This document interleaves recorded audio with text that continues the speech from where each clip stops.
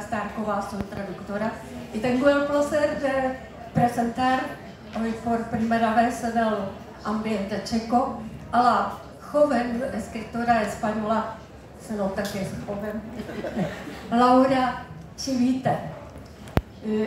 Laura publicó su primer libro ya está ahora el único, lo que cambiará dentro de pocos meses. Lo publicó en el año 2022. El libro se titula Gente que ríe y se trata de un libro de cuentos. O tal vez una seminovela, porque los cuentos están vinculados uno con el otro por el personaje de Berta. A veces es personaje, a veces solamente un nombre que vincula todos estos cuentos. Yo después preguntaré a Laura sobre el personaje de Berta y por qué eligió este procedimiento. Pero antes nos espera otra cosa. Uno de los cuentos de Laura Chivite, el cuento que se llama Cómo olvidar a Berta, fue seleccionado para un proyecto de la radio checa Vltava, un proyecto que transcurrió en otoño del año pasado y que constituyó, que fue una semana del cuento hispanoamericano en la radio checa. Pues este cuento fue seleccionado, fue leído, está accesible en el internet de la radio y fue publicado también por la revista A2 en forma íntegra. Ustedes ahora lo escucharán en interpretación de la actriz Dana Černá, que lo leo en la radio. Se trata de una forma un poco abreviada porque el formato radiofónico necesito acortarlo un poquito, pero yo creo que tendrán una impresión muy coherente y también una vivencia del estilo que utiliza Laura Chivite. Quiero decir que todo este cuento está escrito en el imperativo. Cada frase es un imperativo. Después quiero preguntar a Laura cuál fue el motivo para elegir esta forma. Pues yo invitaría a Dana Černá al micrófono para que lo leyera.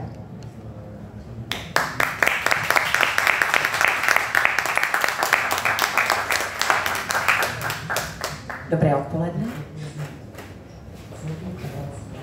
Laura Čivite, Jak zapomenout na Bertu. Seznam se s ní těsně předtím, než ti bude 20. Ať je to náhodou, ať ti představí nějaký společný známý. A nebo ne, radši si ji nejdřív všimni na nějaké party a udělej všechno pro to, aby ses k ní dostal. Dosáhni toho. Povídejte si, z rozhovorů ať čiší vzájemné okouzlení a delikátně a důvtipně ji přiměj, aby ti dala svůj telefon. Nech plynout čas. Na ono první setkání částečně zapomeň a žij si dál svůj život. Po půl roce jí napiš, že jsi na ní vzpomněl, když si uviděl ortopedického psa bez zadních nohou, protože si pamatuješ, jak ti vyprávěla, že měla dogu jménem Louise, která dožila na vozíku. Odpoví ti za 2 dny a vyměníte si první z mnoha milých slov. Zjistí si, aniž ti to sama řekne, že chodí na kurz znakového jazyka pro začátečníky. Namluv si, že si vždycky chtěl vědět, jak se dorozumět s hluchoněmými a zapiš se do hodin, na které chodí ona. Zaonač to tak, aby se zaradovala, že tě vidí a s typickým sklonem raného mládí k mysticismu a romantickému prožívání si pomyslela, že to musí být nějaké znamení. Živ to znamení, přikrmuj je a nastuduj si její zvyklosti a podporuj nečekaná setkání, vědom si toho, že sice hraničí s dotěrností, avšak v její hlavě dají vyklíčit myšlence, že nějaká vyšší moc chce, abyste byli spolu. Nuže, buďte. Začněte si vytvářet příjemnou a bezbolestnou společnou rutinu, spočívající v dlouhých procházkách, popíjení na zahrádkách laciných barů a chození do kina. Vyprávějte si o svém dětství, utahujte si z rodičů. Rychle se zamiluj, sveť ji. Mysli si, že si nikdy předtím nepoznala lásku, že to byla jen klamná iluze. Absolvujte řadu neobratných sexuálních setkání, která se postupně změní v solidní zručnou záležitost. Objev, že máte narozeniny ve stejném měsíci a na oslavu svých 20 si dejte houbičky a zajděte do kostela. Během přijímání halucinujte, že kněz je velká růžová chobotnice, která vám připomíná dopolední animované seriály z dětství. Kritizujte svá studia, vynechávejte přednášky, mluvte o systému. Hodně často vyslovujte slovo systém vždycky v negativních souvislostech. Říkejte kašlu na systém. Postupně se otevírejte jeden druhému. Obávejte se svěřit si tvá důvěrná tajemství a pak si je svěřte všechna. Takto vytvořte společnou intimitu. Nech uplynout 2 roky. Prostě to vezmi tak, že uplynou 2 roky a vy jste stále spolu. Myslete si, že lidi vám váš vztah závidí a že nikdo na světě nezná toho druhého tak jako vy. Povzbuzují ji, ať si jde za svými sny a přihlásí se do dramatického kurzu. Naslouchej jí, když ti vypráví o Sofoklovi, Bertoldu Brechtovi, Stanislavském. Jdi se podívat na její první dílo a zalži jí, že byla úžasná a že se pro tohle narodila. Občas se pohádejte a hádky dramatizujte, abyste tomu, co už máte, dodali zajímavost a intenzitu. Začni v sobě živit intenzivní pocit, že ti v ní něco uniká. Utvrzuj se v tom pocitu, snaž se mu dát tvar a najít si pro něj vysvětlení. Pozoruj ji, když spí nebo mlčí a nahraď něhu, kterou si přitom pocitoval dříve, obavou z čehosi abstraktního, o čem si myslíš, že ohrožuje to, co máte. Zeptej se jí, jestli tě miluje jako dřív. Pochybuj, když ti řekne, že ano. Své 23. narozeniny ironicky oslavte výletem do Benidormu. Kupte si nafukovací rukávky, stejné plavky a projeďte se na šlapadle. Tlač na ní, ať ti řekne, na co myslí. Tlač na ní tak moc a tak vytrvale, až ti řekne, že se cítí nespokojená, že cítí, že potřebuje něco víc, i když neví co. Poplač si. Řešte to. Prožijte krátké iluzorní smíření a pak se vraťte ke konfliktu. Poplač si znovu. Řešte to znovu. Vyčerpej sám sebe. Vyčerpej ji. Dospějte k závěru, že toho musíte nechat. Ty zůstaň na jihu, ji nech odejít do jiné země. Zvadni, trp.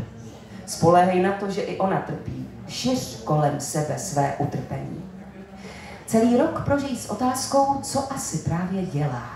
Pokaždé, když sedíš na záchodě, fantazíruj o možnosti, že někde, kdo ví kde, možná dělá totéž. Zapírej si, že ti chybí. Některé dny si to přiznej ve 4 ráno. Doslechni se, že učí španělštinu v Bordeaux a má se dobře. Zauvažuj, jestli se máš dobře ty. Zapiš se na postgraduál v oboru lidských zdrojů a dodělej ho. Dostav se na pracovní pohovor a popiš se tam jako osobnost proaktivní, inovátorská, výkonná a kreativní se strategickým myšlením. Předveď se tak, aby tě přijali a v zájmu přežití si každého z kolegů ztotožní s některou postavou ze seriálu Cancel. Měj pocit, že se realizuješ. Měj pocit, že jsi prázdný. Postupně uber s romantikou, zvážni a staň se méně naivním. Přestaň poslouchat flamenko. Dosáhni povýšení a dej se přeložit do Madridu. Poznávej nové lidi, otevři se neznámým, ještě více změň styl oblékání. Nauč se názvy ulic, starej se o své zdraví. Po několika politováníhodných schůzkách, při kterých propadneš solipsismu a nakonec jim vykládáš o Bertě, začni chodit s dívkou, která způsobí, že něco cítíš, ať jakkoliv nepatrně. Mluv s ní o svém předchozím životě jako o něčem, co je ti lhostejné a nemá s tebou nic společného.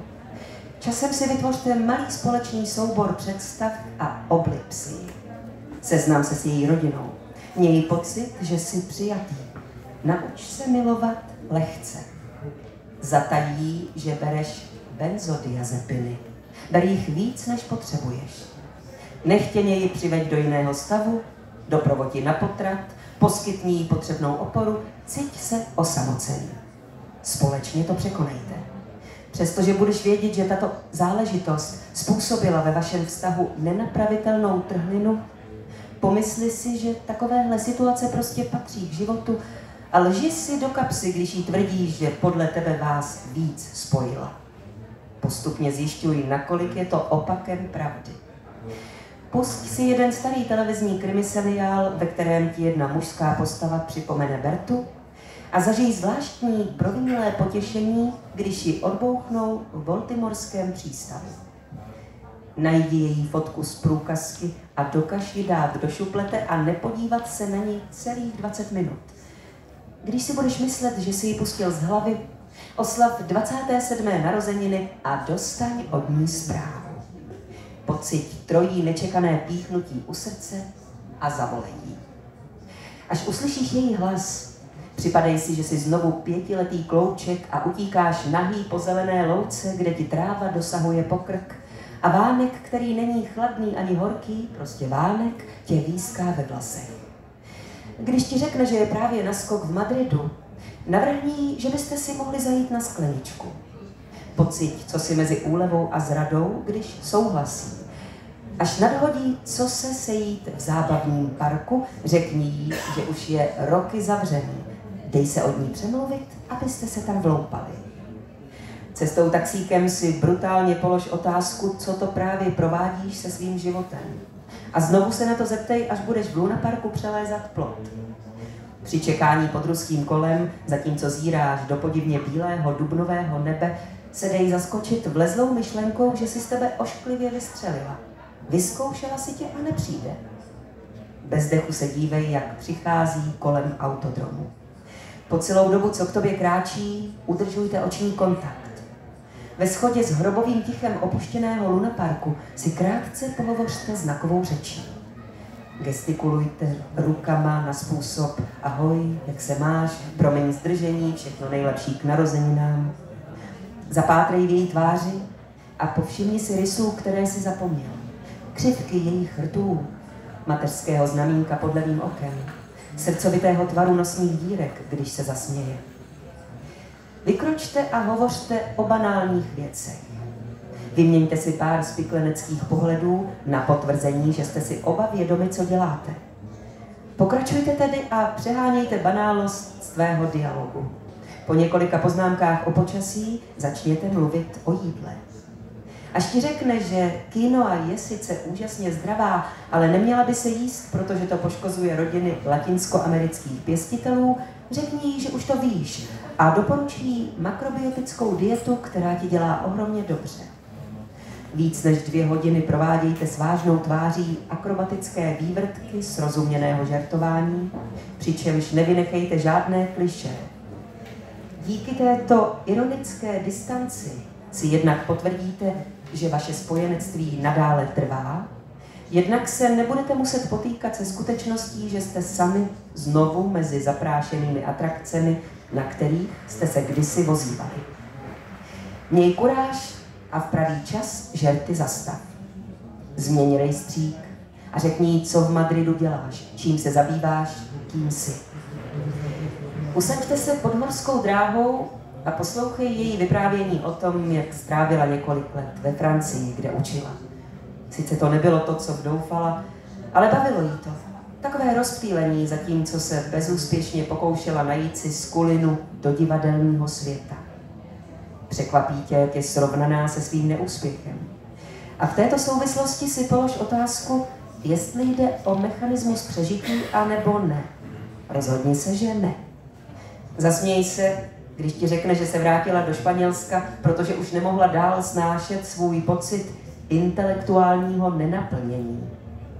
S nekonkrétní rozmrzelostí vyslechni její sdělení, že se za pár měsíců hodlá přestěhovat do Quebecu a přejdi fakt, že jsi z ní zase nadšený, očarovaný, propadáš jejímu kouzlu a tak dále.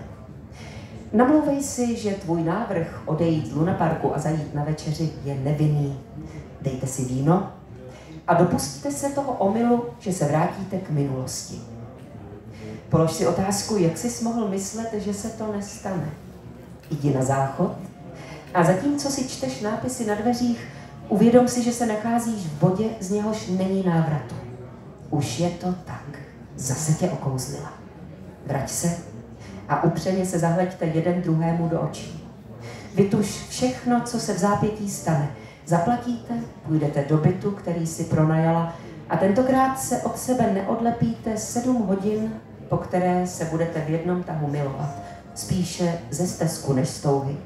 Usnete a ty se probudíš s pocitem viny, s vědomím, že bys zasluhoval vynadat. Půjdeš domů a své partnerce neřekneš nic.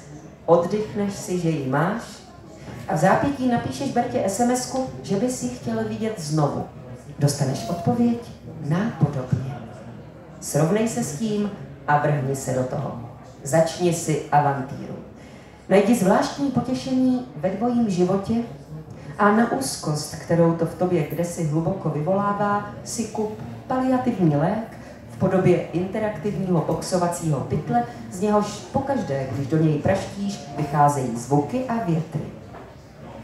Po 3 měsících se vzpamatuj, otevři oči a pochop, že situace je neudržitelná. Buď poctivý sám k sobě a rozhodni se k volbě. Veď dlouhý rozhovor se svou partnerkou a zatají pravý důvod, proč se s ní rozcházíš. Nalží toho tolik, kolik bude třeba. Řekni jí, že se ti blíží 30 a potřebuješ se znovu najít, že potřebuješ udělat v životě obrat o 180 stupňů a že váš vztah je bohužel součástí toho, čemu je třeba dát nový směr. Nepociťuj žádné výčitky, když ji uvidíš plakat. Obejmi ji, slib, že ji zavoláš a neudělej to. Odejdi z bytu. Dlouho se procházej, sejdi se s Bertou. Vyprávěj jí, co si právě udělal a potěš se, když uvidíš, že má radost. Dívej se na ní. Nech ji, aby tě vzala za ruku a pocit, jak tě znovu navštěvuje starý přízrak opuštěnosti, když ti řekne, že je šťastná z tvého rozhodnutí. A protože jí před cestou do Quebecu zbývá v Madridu už jenom týden, musíte ho maximálně využít. Odmlč se a pak jí přelívavým hlasem vytkni, že ti neřekla, že odjíždí. Neuznej, že má pravdu, až ti odpoví, že si to věděl od začátku a je to jenom tvůj problém, když ses rozhodl namlouvat si, že opětovné setkání s první láskou jí přiměně změnit názor, zůstat v Madridu a všechno se jako zázrakem spraví.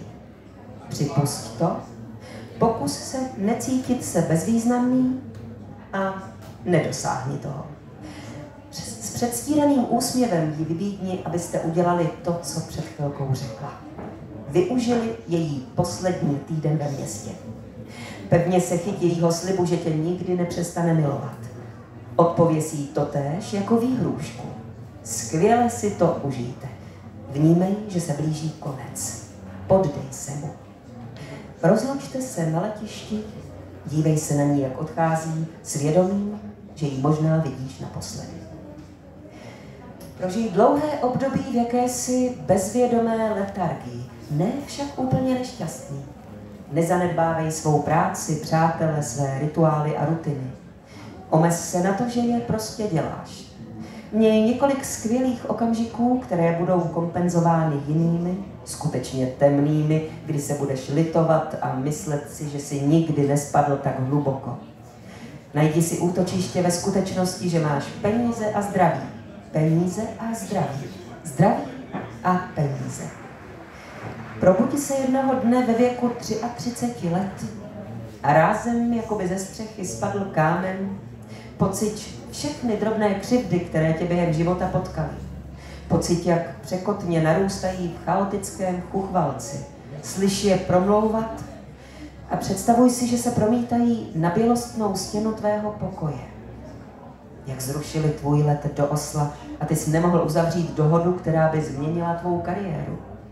Jak ti onehdy dali do kávy prošlé mléko zrovna v den, kdy jsi měl důležitý tenisový zápas a nevyhrál si ho, protože tě bolel žaludek. Jak se porouchal výtah a ty si ztratil svůj oblíbený zlatý řetízek, když jsi v běhu po schodech přetahoval přes hlavu rolák. Své malé ruce, svůj sklon mít vyschlo v ústech, když je třeba mluvit, obrovitou hlavu, která se před tebe posadila na koncertě Lapské filharmonie a úplně ti zastínila výhled. Pociťuj se jako oběť, pochybuj o sobě, stěžuj si, že svůj život neovládáš. Zauvažuj, co se z tebe stalo. Dojdi k závěru, že ať je to cokoliv, nelíbí se ti to. Rozhodni se, že znovu najdeš sám sebe a řešení nalezni, jak jinak, v návratu na jih. Usaď se ve starém domě po pratetě Loren na přímořské promenádě v Almerii. Rozhodni se udělat z tohoto místa svůj domov. Předělej dům od zhora dolů, vybourej zdi, z pokoje pro hosty si udělej tělocvičnu,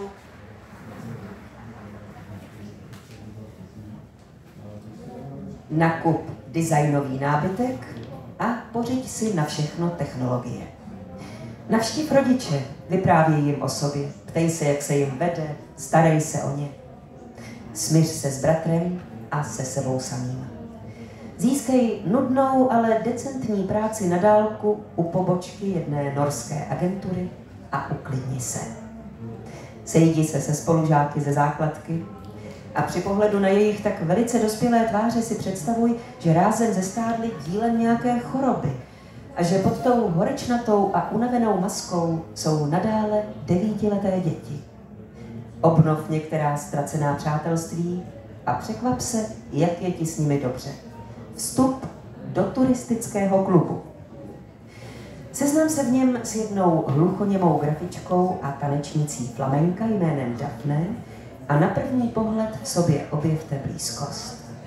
Pocit, jak na tebe všehomír ironicky pomrkává, když ti staví do cesty někoho, s kým se můžeš dorozumět výhradně jazykem, který ses učil jako záminku, jak se dostat blíž k Bertě. Jednoho dne se vypravte do pouště Tabernas a až se spolu budete smát při prolézání kulis k filmu Barbar Conan, zažij onen příjemný a téměř mystický pocit, že jsi přesně tam, kde máš být. Že veškeré manévrování a rozhodování ve tvém životě tě dovedly k tomuto okamžiku. Pozví ještě ten večer na skleničku a mlčky spolu flirtujte pomalými gesty rukou. Vyspi se s ní a dojdi jedinečně a takřka animálně k vrcholu. Zjisti, že ji pevně svíráš v náručí a právě když si myslíš, že tě nic nemůže překvapit, co si způsobí, že zase začneš cítit to, o co jsi domněle přišel a co ti tak chybělo. Úžas. Až spolu budete nějakou dobu chodit, představ ji rodičům a zaraduj se, že jí o tobě nemůžou nic vyprávět ani na ně dotírat otázkami. Popiš jim svůj vztah adjektivy jako dospělý, zdravý, čestný a dalšími synonymy. Miluj ji novým způsobem. Zbožňuj, že se nemusíš starat, jestli ji tvoje chrápání probudí, anebo jestli nejsi příliš hlučný na záchodě. V den tvých 36. narozenin si promluvte o dětech. A třeba, že vaše rozmluva začne zmínkou o tom, jak kruté a sobecké by bylo přivést děti na svět, jako je tento, čím dál nepřátelštější, obtížnější, odcizenější, metafyzicky chladný a tak dále, uznejte nakonec, že by se vám to líbilo. Udělejte to, mějte syna, také hluchoněmého, a pojmenujte ho Apollo, aby to mělo zábavnou souvislost se jménem jeho matky. Poprvé v životě pocit, že jsi z gruntu dobrý člověk, když se staráš o synka a zároveň pečuješ o otce. Dívej se, jak roste, zatímco tvůj otec se zmenšuje. Popřemýšlej o staré sentenci, že vše se cyklicky opakuje. V bdělém snění si vybavuj zdánlivě zapomenuté okamžiky z dětství. Miluj se automaticky a sněhou. Cizí úmrtí ber zrale a mlčky. Při poslechu zprávy, že za několik let stoupne průměrná teplota v Andaluzii na 30 stupňů v zimě a v létě na 50, pociť úzkost ze světa, ve kterém bude žít tvůj syn. K 5. narozeninám mu kupte poslední model robotického zlatého retrievera a venčete ho na pláži s nevyslovenou otázkou, jestli ostatní psy tady jsou skuteční anebo ne. Dostaň od Berty zprávu, že je na zájezdové šňůře se svým novým divadelním kusem a že ho za několik týdnů uvedou v Granadě. Zauvažuj, jestli bys tam měl jet a přesvědč sám sebe, že jedině tak si ověříš, zda k ní stále ještě něco cítíš. Lekni se při pomyšlení, co by se stalo, kdyby se ukázalo, že ano. Vzmuž se a věř si. Řekni Daphne, že o víkendu zajedeš navštívit přátele a se smutkem si uvědom, že tvůj sklon ke lhaní se nevytratil. Vrať se do města, kde všechno začalo. Usměj se, až uvidíš, že z domu, ve kterém si 2 roky bydlel, je teď hotel. Zamluv si 2 noci ve 3. patře, svém bývalém, a zavolej Bertě, že jsi tady. Sejdi se s ní před představením a dlouze se obejměte. Vyprávějte si o svých životech a ty si s něhou všimni, jak si odhrnuje své dlouhé, prošedivělé vlasy, když ti líčí, kde všude se toulala. Povídej jí o Apolovi a Daphné a uvědom si přitom, co všechno si vybudoval.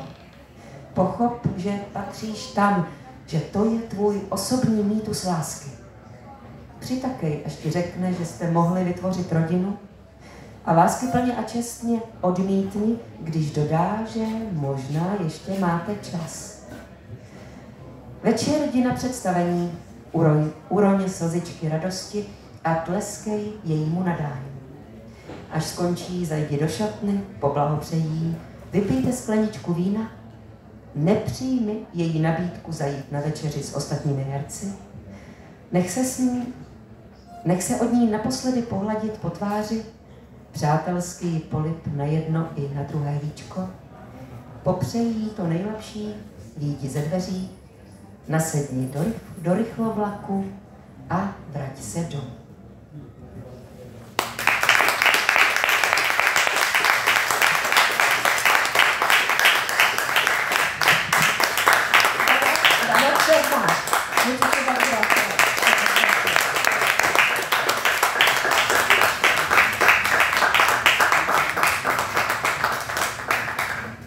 Laura Chivite está por primera vez en su vida en Praga.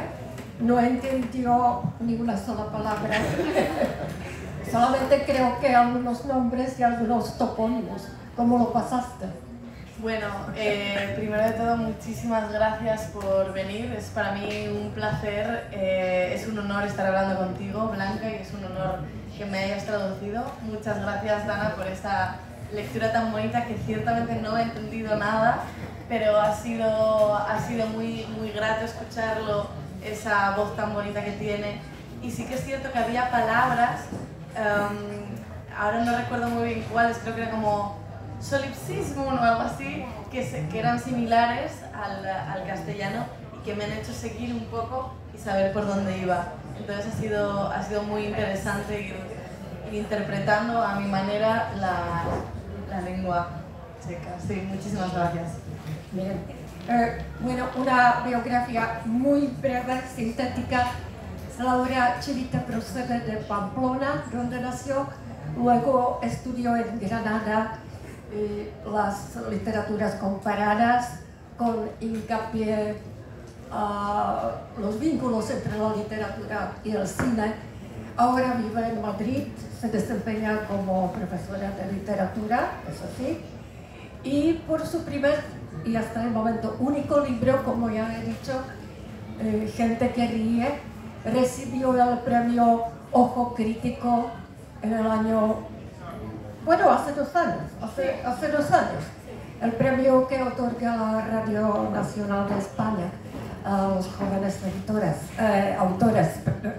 autores. Y el jurado apreció especialmente, aparte del humor, creo yo, y tu manera de contar, también algunas novedades que introduces en la literatura española. Yo creo que uno de los rasgos de tu escritura, dos rasgos, son el humor, con cierta ironía también, y me parece que es cierta tristeza. ¿Es así? Sí. Es así, porque justamente en el relato que hemos escuchado se nota cierta tristeza o desilusión entre los ideales de la persona joven, de las personas jóvenes, y cierto conformismo al que nos conduce a la vida adulta. ¿Es así? Es así, es así. ¿Te has acertado? Has acertado en absolutamente todo lo que has dicho, claro que sí. A mí me gustan mucho los libros, yo creo que la literatura que más disfruto y la que más me ha marcado es aquella que está un poco a caballo entre, como tú bien has dicho, el humor y la tristeza, ¿no? Una especie de ironía melancólica que al fin y al cabo están todas las cosas de la vida, y me gustan mucho aquellas obras que indagan pues eso, en la pena o en acontecimientos no siempre felices, pero encontrando siempre una luz, o cómo se puede encontrar el humor en las escenas más rocambolescas o más tristes. Entonces, en mi primer libro intenté hacer eso, y en particular en este relato que tradujiste, porque me parece que eso tienen los amores perdidos, o eso tiene la pérdida de la inocencia, o eso tiene el crecer, o eso tiene sencillamente el vivir, ¿no? El ir un poco balanceándote entre la tristeza y el humor, si tienes suerte, ¿no? Si eres capaz de también sacar el humor de las cosas que te ocurren. Sí. Hemos dicho que los relatos de tu primer libro los vinculan al personaje de Berta. A veces no es personaje, a veces es solamente un nombre, a veces deambulan por varios relatos ciertos momentos de la vida de Berta, ciertos motivos. ¿Quién es Berta? ¿Quién es Berta? ¿Quién es Berta? Pues yo construyo los personajes cogiendo rasgos de personas que conozco, también míos, y poniéndolos en un único personaje, ¿no? Berta son muchas personas, soy naturalmente yo, pero también tiene rasgos de mi hermana, tiene rasgos de amigas, tiene rasgos de personas de las que me he enamorado, ¿no? Es un poco como un todo que concentra los rasgos de las personas que me han marcado, ¿no? Y me interesó mucho que apareciese de esta manera en los relatos, porque me gusta cómo vas conociendo al personaje a través de la mirada de otras personas, ¿no? Y me parece que hay muchas versiones de nosotras mismas, que no somos una única cosa, o que las personas cambian mucho. Entonces, de ahí el que aparezca Berta en diferentes etapas suyas. Sí. Pero dime una cosa, Berta, tal como está concebida en tu libro, ¿formaba parte de los relatos individuales ya desde el comienzo, o fue un hecho realizado a posteriori cuando quisiste preparar no una antología de cuentos, sino un libro vinculado mutuamente? Sí, bueno, pues me has pillado, claro. En un principio... Es una buena idea. Claro, sí. En un principio no aparecía en todos los relatos con el nombre de Berta, ¿no? Sino que yo a lo largo de los años fui escribiendo relatos aislados. El primero del libro que escribí es uno que se llama ¿Por qué seguir con la búsqueda agotadora? Y luego escribí la experiencia de tener un tucán en la cabeza, escribí Cómo olvidar a Berta, escribí Rala, ¿no? Que es el primero. Y entonces llegó un momento cuando tenía alrededor de 4 o así, que se me planteó la posibilidad de publicar un libro, ¿no? Entonces yo releyéndolos me di cuenta de que había un personaje que en cada relato tenía un nombre diferente, ¿no? Quizás en uno era María, en otro Isabel, pero cuyos rasgos de personalidad eran el mismo, incluso aunque en algunos fuese su versión más adulta, o más anciana, o más joven. Yo de pronto vi algo en común entre estos personajes. Entonces un día caminando, que es como se me ocurren las ideas,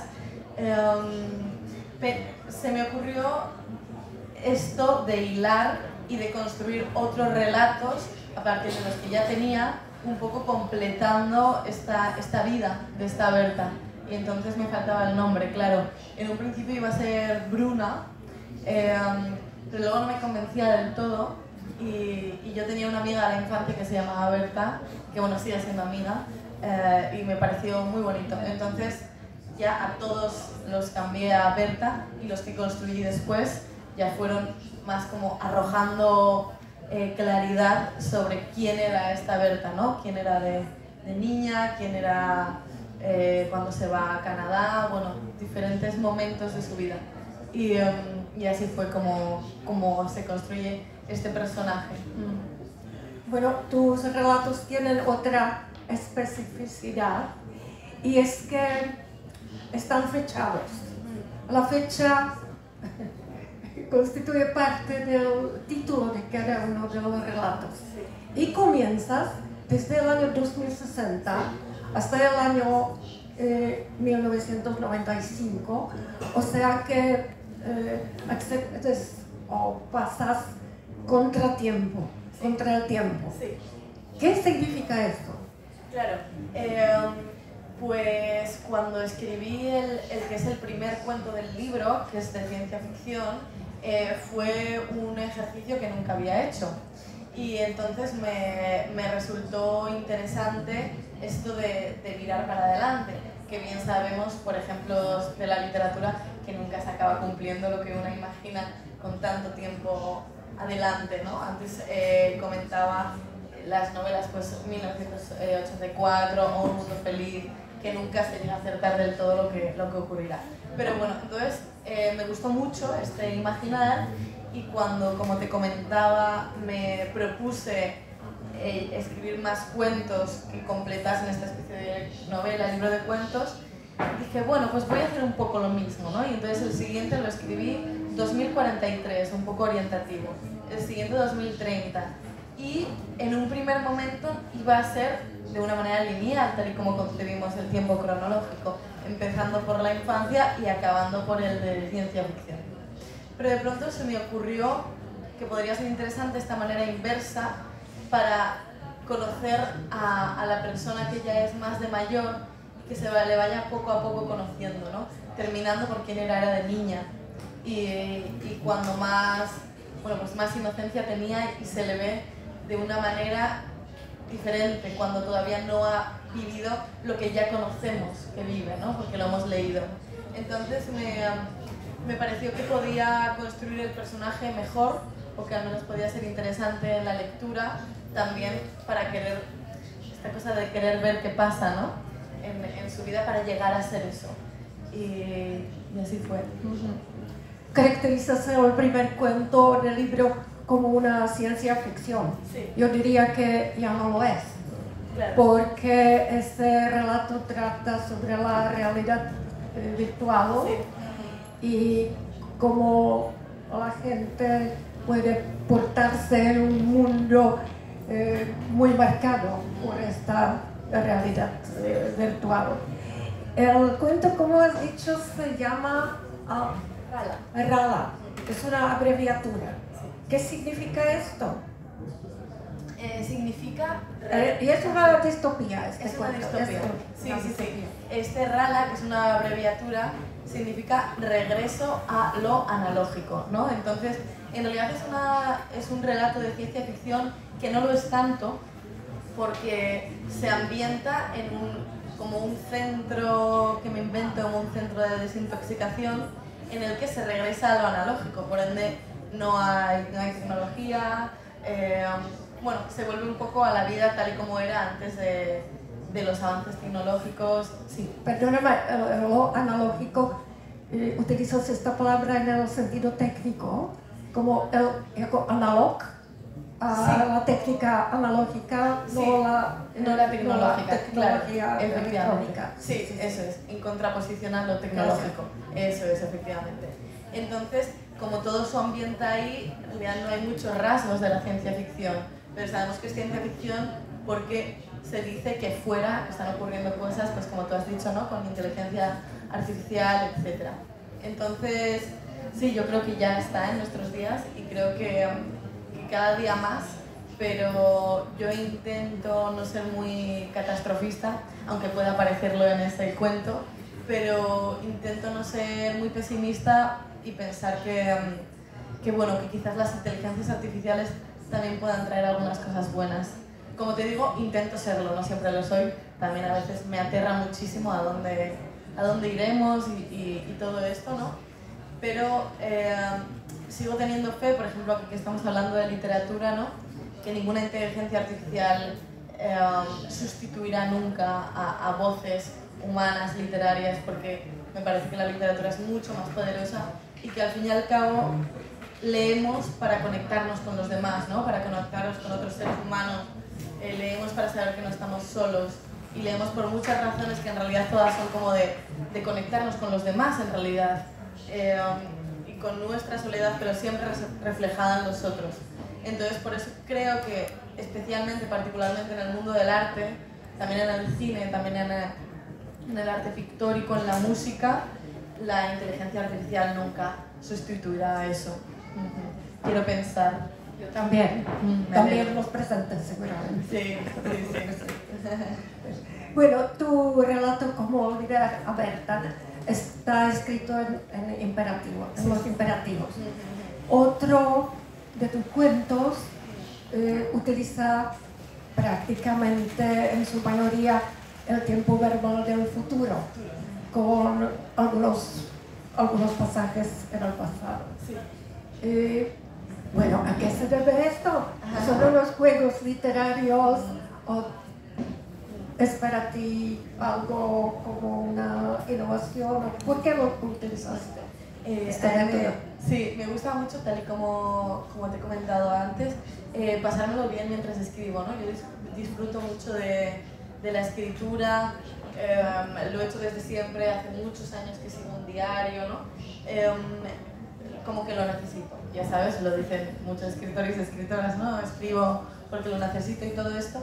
Y entonces, este cuento en particular, en imperativo, y el que has mencionado, ¿no? La cuarta mujer, que es en futuro, y luego otro que es como una obra de teatro, ¿no? Dentro del libro, surge porque en un momento determinado empecé a leer bastante literatura norteamericana, de mujeres como Lydia Davis, Lori Moore, Bonnie Jo Campbell, bueno, Joy Williams, bueno, una lista muy larga, ¿no? Sobre todo de relatos cortos que hacían muchos experimentos con el lenguaje y experimentos que no se quedaban en algo vacío, ¿no? Porque a veces cuando experimentas mucho con la lengua, bien, haces un experimento, pero luego en realidad se queda un poco vacío más allá de haber cambiado las palabras de sitio o cosas así. Y entonces me inspiraron mucho estas escritoras y utilizaban también los tiempos verbales como les daba la gana. Una hacía de pronto un manual de instrucciones que te contaba una especie de historia.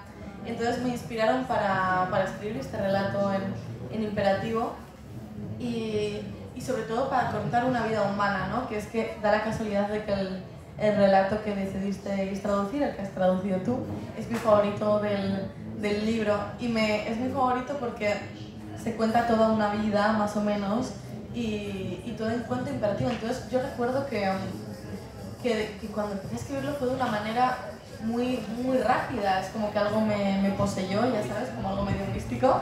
No creo mucho en lo místico, pero bueno, y estaba ahí como poseída y me lo pasé muy bien. Y entonces, como me gustó tanto y me parece que me gustó mucho cómo quedó, que no siempre es fácil, ¿no? A veces muchas veces escribo y digo, pues esto no me gusta.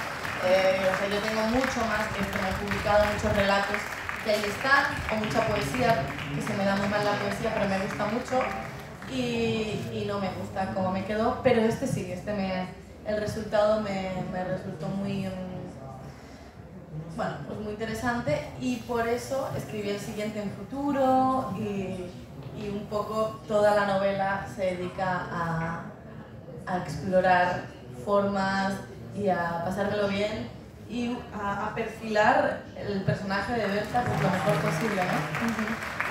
Eso, nos quedan unos 5 minutos, no más, lamentablemente.